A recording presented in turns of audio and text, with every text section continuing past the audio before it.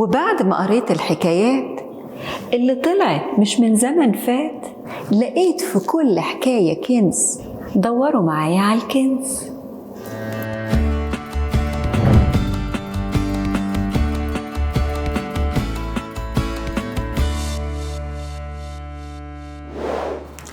بعد ما دورت وسألت عرفته، خواجة في صنعته وأستاذ ورئيس قسم كمان. بعد ما الحمد لله اتعلمت السواقة، قررت إن أنا أظبط العربية وأشيل أثر التعليم من على صاج العربية. ما أصل التعليم مش بالساهل. وسألت مين يرجعها لي فابريك، قالوا لي عليكي وعلى الخواجة عم دوكو.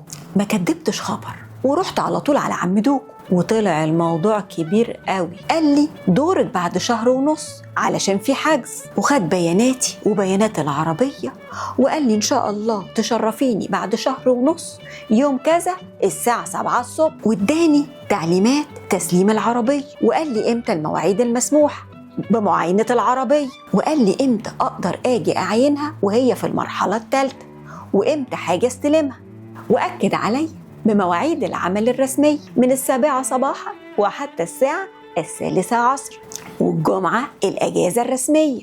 ولما حاولت أقدم الميعاد شوية قال لي هو حضرتك ما تعرفيش النظام ده سيستم يا فندم، سيستم. والصراحة حسيت إن عم دوكو ده وراه حكاية كبيرة، فالتزمت بالنظام ورحت له في الميعاد والوقت كمان. وبعد شهر ونص رحت لعم دوكو الساعة 7:30، وصلت عند عم دوكو لقيت واقف مستنيني ومكشر. ما أنا أصلي متأخرة.